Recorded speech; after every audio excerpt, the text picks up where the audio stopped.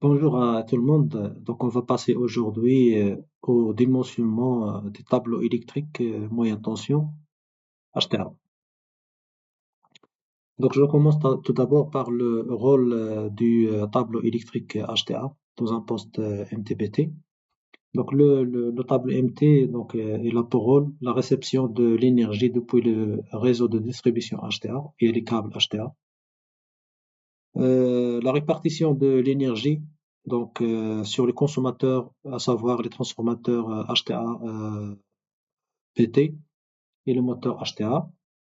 Aussi la protection des sources d'énergie, c'est-à-dire les arrivées et les départs vers les consommateurs HTA. La réalisation des manœuvres d'ouverture et de fermeture des sources et des consommateurs d'énergie. Et enfin, la mesure et le contrôle des paramètres électriques, à savoir les tensions, les courants et les puissances. Donc, je passe ici aux différents composants d'un tableau électrique HTA. Donc, un tableau électrique HTA est constitué de plusieurs cellules modulaires qui sont alignées côte à côte. Donc, chaque cellule elle a un rôle spécifique. Donc, on distingue des cellules arrivées, des cellules départ, des cellules couplage et des cellules de mesure. Donc, chaque cellule elle est composée de plusieurs compartiments. Donc, il y a le compartiment de jeu de bas. Il y a le compartiment basse tension, donc où on trouve la protection, donc pour assurer les sécurités électriques de la cellule en question. Il y a la cellule appareillage, donc c'est la cellule qui abrite le disjoncteur moyenne tension, ou bien on l'appelle la cellule disjoncteur. Et enfin, il y a le compartiment des câbles. Donc c'est là où on raccorde les câbles des arrivées ou bien des départs vers les consommateurs. Donc pour le schéma unifilière d'une cellule HTA, donc il est composé d'une partie puissance, donc on trouve le jeu de barre HTA, il y a le disjoncteur et le départ vers les câbles HTA. Donc ça c'est la partie puissance. Pour la partie commande, il y a la protection. Donc la protection qui va lire les grandeurs électriques, à savoir le courant et les tensions à partir des transformateurs de courant et des transformateurs de tension. Et en cas on dépasse un seuil, donc il va donner l'ordre au disjoncteur pour s'ouvrir. Donc je passe ici aux différents composants d'un tableau HTA. Donc pour les cellules arrivée et départ, on les utilise soit pour alimenter des lignes HTA, soit pour alimenter des transformateurs, ou bien pour raccorder des générateurs ou bien des machines génératrices en moyenne tension. Donc on trouve, comme j'ai expliqué auparavant, donc le compartiment jeu de bas. Il y a le compartiment basse tension, donc où il y a la protection. Il y a le compartiment disjoncteur, donc où on trouve un disjoncteur moyenne tension qui est débranchable. Il y a les capteurs, donc il y a les capteurs de courant et les capteurs de tension. Il y a le sectionneur de terre, donc c'est pour la consignation et la mise à la terre de la partie câble moyenne tension. Et enfin, donc il y a le compartiment de raccordement des câbles. Donc ça, c'est pour les cellules arrivée et départ, donc ils ont la même configuration. On a une configuration qui est différente, donc c'est par rapport à la cellule couplage. Donc la cellule couplage, c'est pour lier deux tableaux moyenne tension, ou bien pour séparer un tableau moyenne tension en deux demi-tableaux. Donc on l'utilise, donc c'est comme j'ai dit, c'est pour coupler deux tableaux moyenne tension, ou bien donc on l'utilise donc pour alimenter à partir d'un tableau moyenne tension un autre tableau moyenne tension. Donc pour la cellule couplage, donc elle est différente par rapport aux cellules arrivées et cellules départ. D'ailleurs, elle est constituée de deux cellules. Donc on trouve dans une cellule ce qu'on appelle une cellule disjoncteur et une cellule à côté qui est une cellule remontée de bas. Donc par rapport à la cellule couplage, donc on trouve le jeu de bas, le compartiment jeu de bas. On trouve le compartiment basse tension, donc c'est pour assurer les protections électriques. On trouve la cellule disjoncteur, donc qui abrite un disjoncteur qui est débranchable. Il y a les capteurs de courant, ou bien les transformateurs de courant, et aussi les transformateurs de tension. Donc pourquoi on utilise le cellule couplage? Comme j'ai dit, lorsqu'on a deux mes tableaux et on veut les coupler, d'accord? Donc on utilise la cellule disjoncteur, qui est équipée avec une protection. Donc en cas où il y a un défaut au niveau d'un demi-jeu de barre, c'est le disjoncteur qui va s'ouvrir et isoler le demi-jeu de barre qui est en défaut. Et on utilise cette cellule, ce qu'on appelle la cellule remontée de barre. Ok, donc c'est pour permettre de raccorder la cellule disjoncteur avec l'autre demi-jeu de barre. Donc je passe ici à la partie de mentionnement du tableau HTA. Je commence par le dimensionnement du jeu de barre. Donc le jeu de barre est l'élément principal d'un tableau MT, donc qui va permettre de recevoir l'énergie au niveau des arrivées et la répartir sur le consommateur via les départs MT. Donc c'est l'élément principal du tableau MT, c'est cette partie, le jeu de barre. Donc il est souvent constitué de barres qui sont plates en cuivre, superposées verticalement ou horizontalement. Donc les principales caractéristiques du jeu de barre sont les suivantes. Donc on trouve la tension de service, soit 10 kV, 20 kV ou bien 30 kV.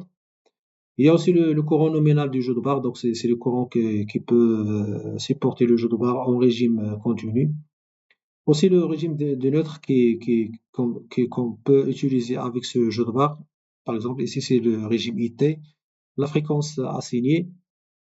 Aussi il y a la tension d'isolement assignée, qui est par exemple ici 17,5. C'est une tension dont le choix dépend principalement de la tension de service. Il y a la tenue à la tension de courte durée à fréquence industrielle et la tenue à la tension de choc de foudre. Donc on va voir dans le slide suivant les explications de ces deux caractéristiques.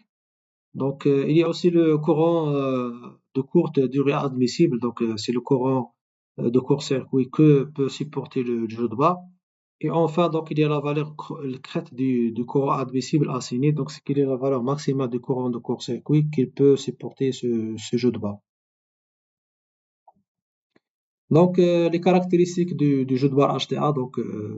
Il y a la tension de service. Donc, c'est la tension nominale de réseau électrique auquel le tableau moyenne tension sera raccordé. Le courant nominal du jeu de barre, c'est le courant maximal que le jeu de barre et les conducteurs internes peuvent supporter sans échauffement excessif. La tension assignée d'isolement, cette valeur elle correspond à la tension maximale du système, donc pour laquelle le tableau est conçu de point de vue isolement. Donc c'est un paramètre qui détermine l'isolement du tableau électrique moyenne tension. Ce sont des valeurs qui sont normalisées dans la norme IEC. Donc on trouve 7,2 kV, 12 kV, 17,5 kV, 24 kV et 36 kV. Et il y a la tenue à la tension de courte durée à fréquence industrielle et la tenue à la tension de choc. Ce sont des essais qu'on va réaliser sur le jeu de barre entre phases à la terre pour confirmer la rigidité électrique des isolateurs de tableau. Après la fabrication du tableau MT, on fait ces essais pour confirmer le bon isolement du tableau électrique. Par exemple, pour une tension d'isolement qui est de 17,5, on va appliquer une tension 38 kV pendant une minute et aussi une tension de 80 kV qui crête, c'est-à-dire qui est instantanée. Aussi, parmi les caractéristiques du jeu de barre, c'est le courant de courte durée admissible assigné. Il représente le courant de défaut que le tableau peut supporter, c'est-à-dire le courant de court-circuit que peut supporter le tableau pendant une seconde ou bien 3 secondes sans engendrer des dommages mécaniques ni thermiques. Enfin, donc, la valeur crête du courant admissible assigné, donc, c'est la tenue dynamique, donc c'est du jeu de bas, lors du pic de la première demi-onde du courant de court-circuit. C'est-à-dire,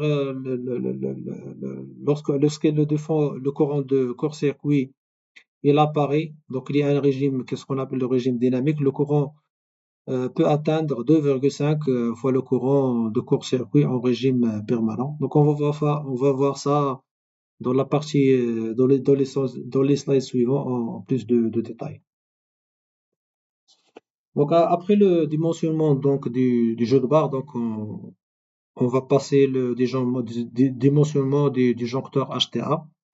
Donc le disjoncteur HTA, donc c'est un élément qui est très important au niveau du tableau MT et qui sert à supporter et interrompre donc le courant dans un circuit moyen tension en conditions normales, c'est-à-dire en conditions il n'y a pas de court-circuit, etc. Et aussi dans les conditions de défaut, donc lorsqu'il y a un courant de court-circuit, le disjoncteur doit supporter ces courants de court-circuit. Donc les principales caractéristiques du disjoncteur donc, sont les suivantes. Donc on trouve le moyen de coupure ou bien la technologie de coupure. Donc les technologies existantes actuellement, donc il y a la coupure sous vide ou bien la coupure dans le gaz SF6. Donc la tension de service, c'est la tension de réseau électrique moyenne tension. Par exemple, ici, c'est la tension des kilovolts. Le courant nominal du disjoncteur, par exemple, 4000 ampères. Le régime du neutre, la fréquence, la tension assignée d'isolement, donc c'est la même chose. C'est une caractéristique qui donne l'isolement du disjoncteur.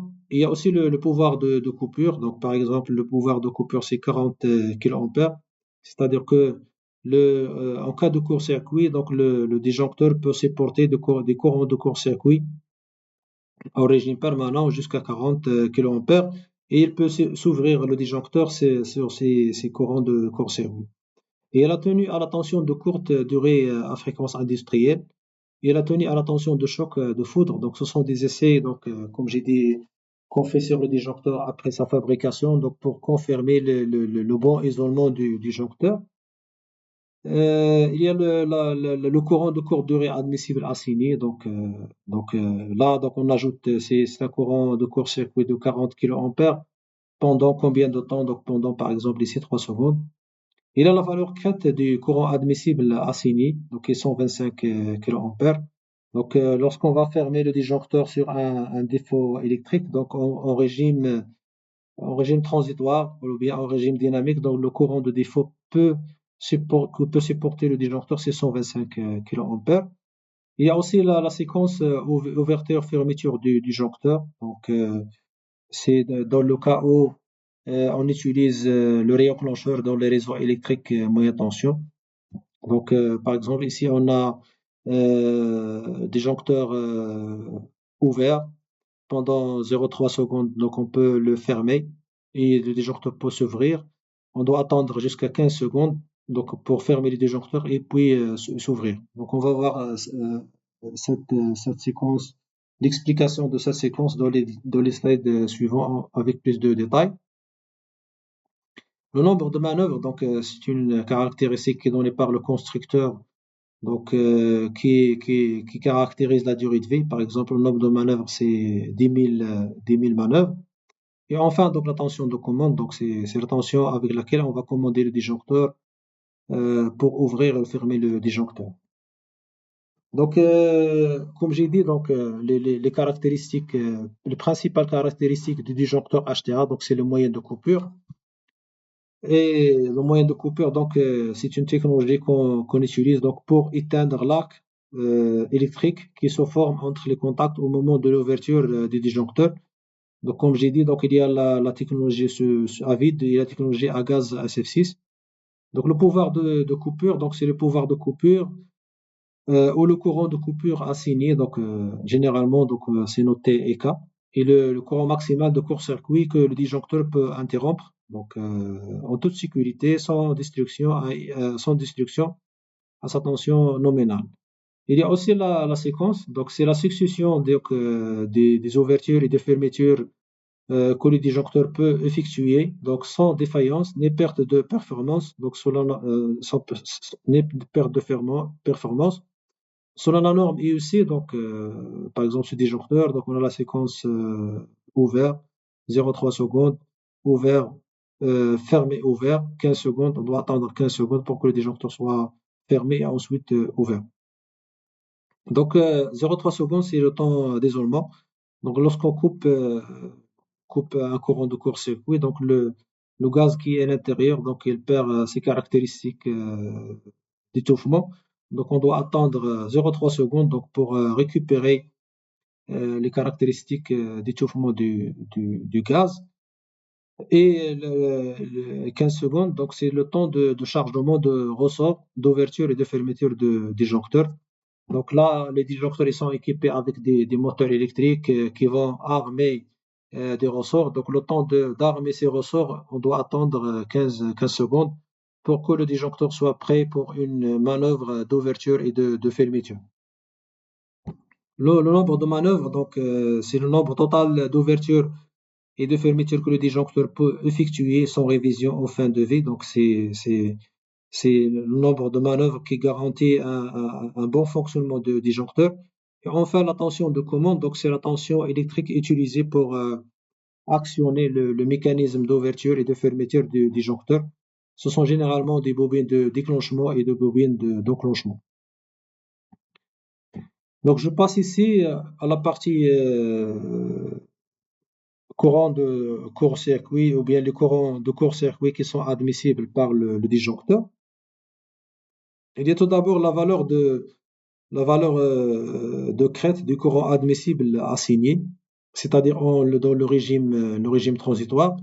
Donc lorsqu'on ferme le disjoncteur ou bien lorsqu'il y a un défaut sur le réseau électrique, donc le courant de court-circuit donc passe par deux régimes. Donc il y a le régime transitoire, donc où il y a vraiment un courant de court-circuit qui est très important. Par exemple ici, il va atteindre 125 kA. Et il y a le régime permanent, donc dont le courant de court-circuit peut atteindre par exemple ici 40 kA. Donc pendant le régime transitoire, donc le courant de défaut il atteint presque 125 kA. Le disjoncteur donc doit être capable de se fermer et cependant on ne peut pas s'ouvrir dans ce régime. Donc c'est-à-dire que le disjoncteur peut supporter ce courant de court-circuit qui est très important, mais en position fermée. Donc si le disjoncteur s'ouvre dans ce régime, donc il peut s'exploser ou bien il peut engendrer des amorçages. Il y a le courant de courte durée admissible assigné, donc c'est un courant qui est généralement exprimé en kiloampères par une seconde ou bien 2 secondes.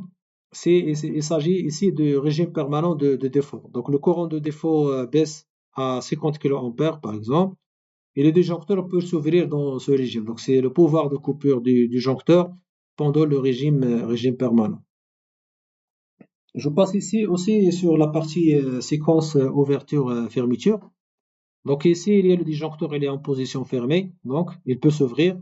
Ok, il passe à la position ouverte. Donc on doit attendre 0,3 secondes avant de fermer le disjoncteur. Donc pourquoi 0,5 secondes? C'est pour que le gaz qui est à l'intérieur du disjoncteur récupère ses caractéristiques pour assurer l'étouffement de l'arc. Donc lorsqu'on ferme le disjoncteur, donc on peut l'ouvrir sur le champ. Donc l'ouvrir sur le champ. Et après, donc, on doit attendre 15 secondes. Donc, c'est le temps de réarmement des ressorts d'ouverture et de fermeture du disjoncteur. Donc, après 15 secondes, on peut fermer le disjoncteur et puis il va s'ouvrir automatiquement. C'est ça la séquence d'ouverture-fermeture du disjoncteur.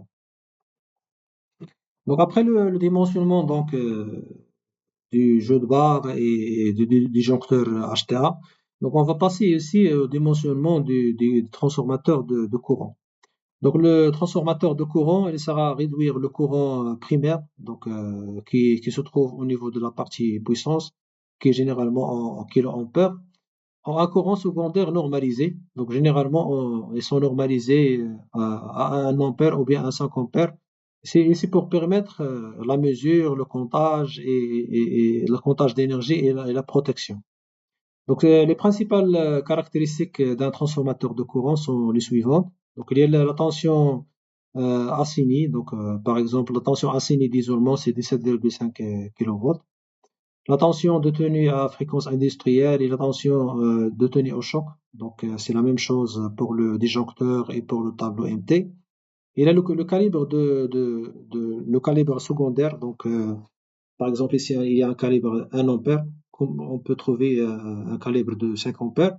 Il y a le rapport de transformation. Donc, si je prends par exemple, il y a ce transformateur de courant, il a un rapport de transformation de 2000, 4000 sur 1, 1, 1, 1. Donc, 2000, 4000, c'est-à-dire qu'on peut coupler le primaire de ce TC soit sur 2000, soit sur 4000. Et ça dépend donc de la charge qui va transiter par le transformateur de courant. Il y a la classe de précision secondaire, donc pour la partie mesure, donc c'est 0,5. Il y a la classe de précision pour la partie protection donc c'est 5 P20. Et la puissance donc que peut alimenter ce transformateur de courant qui est de 20 VA. Donc, on va voir dans ce slide l'explication de ces caractéristiques. Donc, pour le calibre secondaire, donc c'est la valeur nominale du courant secondaire du TC, c'est-à-dire la sortie normalisée vers les instruments ou bien le relais de protection. Donc, on trouve, comme j'ai dit auparavant, donc 1 ampère ou bien 5 ampères. Donc, le rapport de transformation, donc c'est le rapport entre le courant primaire et le courant secondaire. Et on peut choisir ce rapport de transformation en fonction du couplage qui est sélectionné au niveau du primaire. Il y a la classe de précision de mesure. Donc, le TC, comme j'ai dit, c'est pour alimenter la partie mesure et la partie comptage. Donc, c'est la classe de précision en régime de mesure qui est utilisée pour les compteurs, les analyseurs d'énergie. Par exemple, si on a une classe de précision de 0,5, ça veut dire que l'erreur du transformateur de courant, il est inférieur à 0,5% lorsqu'on est à 100% du courant nominal. Il y a aussi la classe de précision donc pour la partie protection. Donc cette mention correspond à un enrôlement de protection. Donc la précision est maintenue jusqu'à un certain multiple de courant nominal, même pendant les courts-circuits. Donc par exemple, si je prends un TC qui a une classe de précision de 5 P20, c'est-à-dire que l'erreur de mesure est inférieure à 5%, même si le courant il atteint 20 fois le courant nominal. Donc, c'est-à-dire ici, ça nous permet de caractériser l'erreur des transformateurs de courant euh, pendant les courants de court-circuit. Et enfin, donc, il y a la puissance, donc c'est la charge maximale que peut supporter le transformateur de courant pour alimenter tout ce qui est compteur, protection, etc. Donc, il y a aussi les transformateurs de tension, donc c'est un réducteur de mesure, donc il sert à réduire la tension primaire élevée, par exemple, qui est en kilovolts, à une tension secondaire qui est normalisée. Donc, généralement, on utilise une tension secondaire au niveau des transformateurs de tension de 100 volts. Donc, les principales caractéristiques sont les suivantes. Donc, il y a la tension insignée d'isolement 17,5, la tension de tenue à la fréquence industrielle qui est 38, tension de tenue au choc, c'est 95 kV. Donc, ce sont juste des exemples. Et aussi le rapport, donc, on trouve par exemple 10 000 volts sur racine de 3, c'est-à-dire la tension simple, sur 100 volts sur 100 volts sur racine de 3. C'est-à-dire que ce TC, donc on a deux secondaires. Chacun il a une tension composée de 100 volts. La classe de précision donc est de 0,5 pour la partie mesure et 3P pour la partie protection et la puissance qui est de 20 VA. Donc on va voir en plus de détails ces caractéristiques dans le slide suivant. Donc par rapport le rapport, donc c'est le rapport de transformation du transformateur de tension. Donc, par exemple, on a un secondaire qui est à 100 volts pour la partie mesure, et là, un secondaire de 100 volts pour la partie protection. C'est-à-dire, le rapport de transformation du TC, c'est 10 000. Par exemple, si je prends un réseau moyenne tension de 10 kV, on a un rapport de transformation de 10 kV sur racine de 3 sur 100 volts sur racine de 3. Aussi, il y a la classe de précision, donc pour les cellules arrivées ou bien pour les cellules départ. Donc pour la partie mesure, donc lorsqu'on a une classe de précision de 0,5, donc c'est-à-dire que le TT peut fournir une tension proportionnelle avec une erreur de 0,5% à la tension nominale. Et lorsqu'on a une classe de précision pour le circuit protection 3P, c'est-à-dire que l'erreur de la mesure, il est inférieur à 3%, jusqu'à la tension limite assignée généralement qui est 1,9 fois le courant, fois la tension nominale.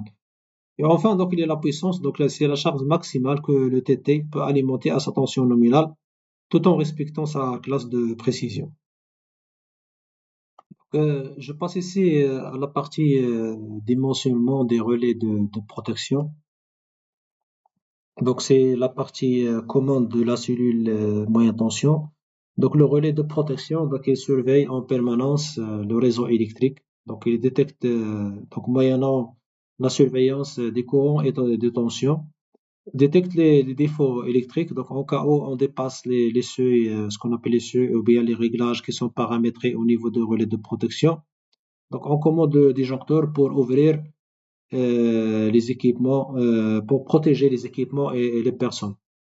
Donc, les relais de protection, donc, elles assurent des fonctions de protection qui sont normalisées dans le code ANSI. Donc, il y a plusieurs fonctions de protection.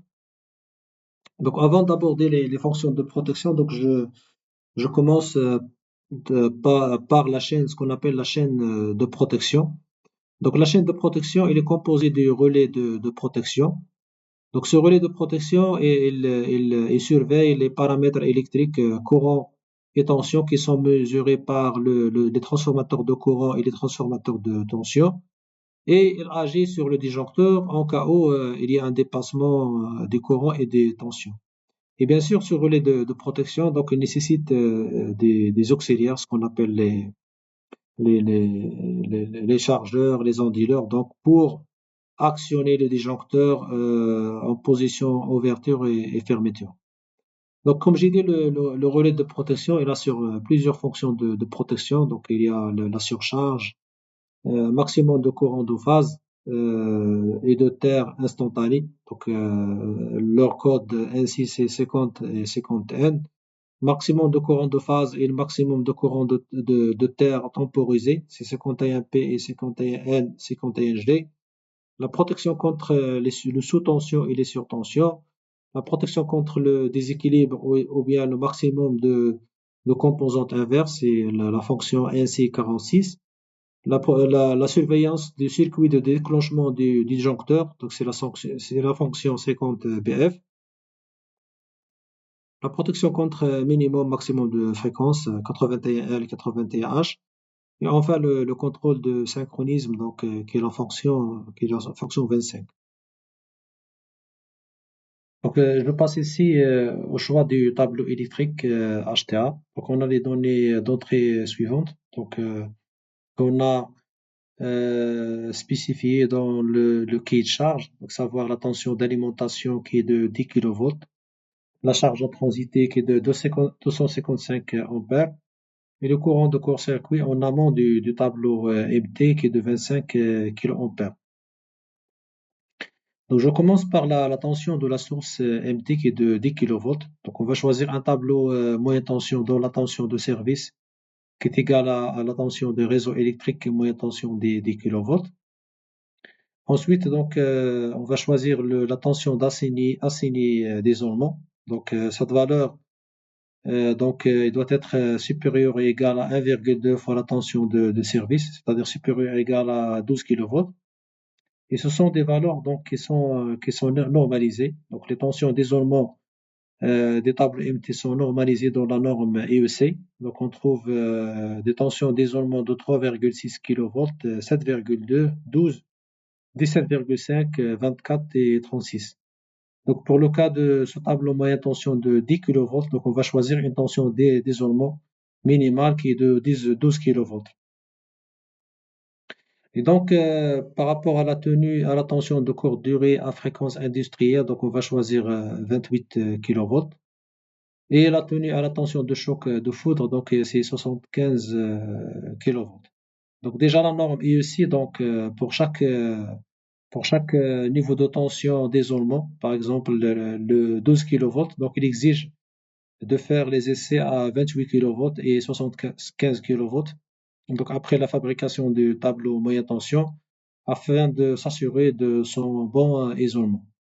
Donc pour le rapport des transformateurs de tension, donc on va installer uniquement au niveau de la cellule arrivée. Donc on va utiliser des transformateurs de tension de 10 kV sur 100 volts, tension composée, avec une classe de précision. Donc pour la partie mesure, c'est 0,5 et pour la partie protection, c'est 3P. Donc pour le deuxième critère, donc c'est la charge à transiter, donc c'est qui est de 255 ampères. Donc le courant nominal, donc au niveau des arrivées, départ et couplage, donc on va choisir donc un courant nominal au niveau des arrivées qui est de 1250 ampères, 630 ampères et 1250 ampères. Donc pourquoi? Parce que donc les courants nominaux donc des tables MT sont déjà normalisés. Donc on a des courants de 630, 1250, 1600, 2000 et 2500. Donc pour un courant, une charge à transiter de 255 ampères, donc on doit choisir un courant nominal de table MT de 630 ampères. Et si vous voyez ici, donc on a choisi donc pour le courant nominal de l'arrivée qui est de 1250 ampères. Pourquoi? Parce que généralement, le courant nominal de l'arrivée doit être égal à deux fois le courant nominal des départs moyenne tension. Donc, puisque ici on a 630, c'est la valeur, la valeur minimale qu'on peut choisir. Donc, on va la choisir pour les départs moyenne tension. Et pour l'arrivée, donc on va choisir le double de cette valeur qui est 1250 ampères. Pour la cellule couplage, donc elle est raccordée au jeu de barre principal. Donc on doit choisir un courant nominal pour la cellule couplage qui est équivalent au courant nominal de l'arrivée MT. Donc pour le courant nominal de jeu de barre, donc c'est 1250 ampères. Pour le courant nominal des départs, donc c'est 630 ampères. Donc pour le rapport des TC qu'on va installer au niveau des arrivées et au niveau des départs, donc on va choisir des TC de 600, 1200 ampères sur 1 sur 1. Donc ce sont des TC qu'on peut coupler sur 600 ou bien sur 1200 ampères. Par exemple, au niveau des départs, on va les coupler sur 600 et pour les arrivées, on va les coupler sur 1200 ampères. Donc ce sont des TC avec deux secondaires, donc un secondaire pour la partie mesure et comptage, et le deuxième secondaire c'est pour la partie protection électrique. Donc la classe de précision donc secondaire de mesure, donc c'est 0,5. La classe de précision secondaire pour la partie protection c'est 5 P20 et une puissance donc du TC qui est égale à 20 VA. Enfin donc pour la partie courant de court-circuit, donc on a un courant de court-circuit en amont de table MT qui est de 25 kA. De même la norme, donc il a déjà normalisé les courants de courte durée admissibles. Donc on a 16 kA, 20 kA, 25 kA, 31,5 et 40 et 50 kA. Donc pour 25 kA, donc les valeurs qui sont supérieures et proches, c'est 31,5 et 40 kA.